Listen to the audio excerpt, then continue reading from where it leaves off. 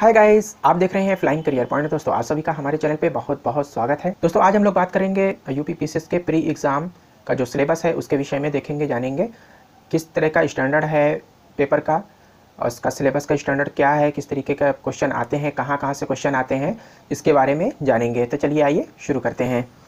तो यहाँ पर सबसे पहले देख लेते हैं सम्मिलित राज्य प्रवर अधीनस्थ सेवा परीक्षा से संबंधित प्रारंभिक परीक्षा हेतु पाठ्यक्रम पेपर फर्स्ट। इसको पेपर फर्स्ट को समान अध्ययन यानी जनरल स्टडी फर्स्ट पेपर भी कहा जाता है। इसकी जो टाइमिंग है, जो ड्यूरेशन है, ये 2 घंटे की होती है।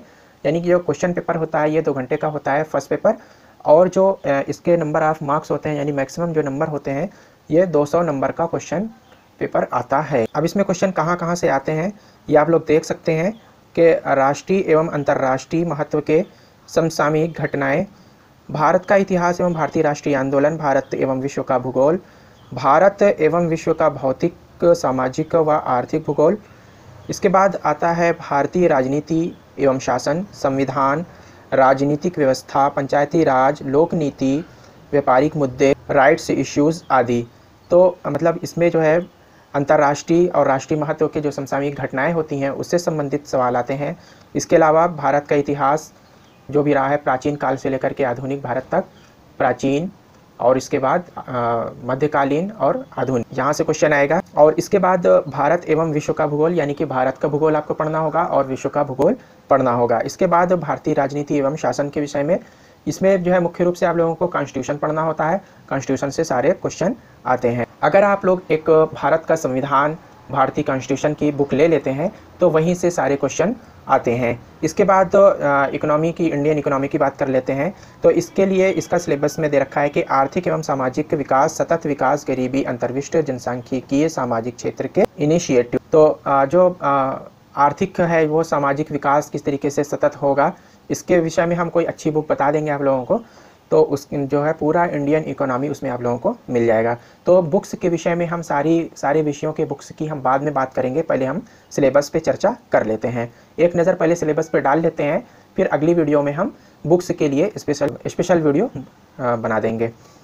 इसके बाद है पर्यावरण और पारिस्थितिकी संबंधी सामान्य विषय जैसे जैव विविधता एवं जलवायु परिवर्तन। इस विषय में विषय विशेषज्ञता की आवश्यकता नहीं है, यानी आपको जनरल स्टडी होनी चाहिए, सामान्य ज्ञान होना चाहिए आप लोगों को, और इसमें विषय विशेषज्ञता हासिल होने की कोई भी ज़रूरत नहीं है।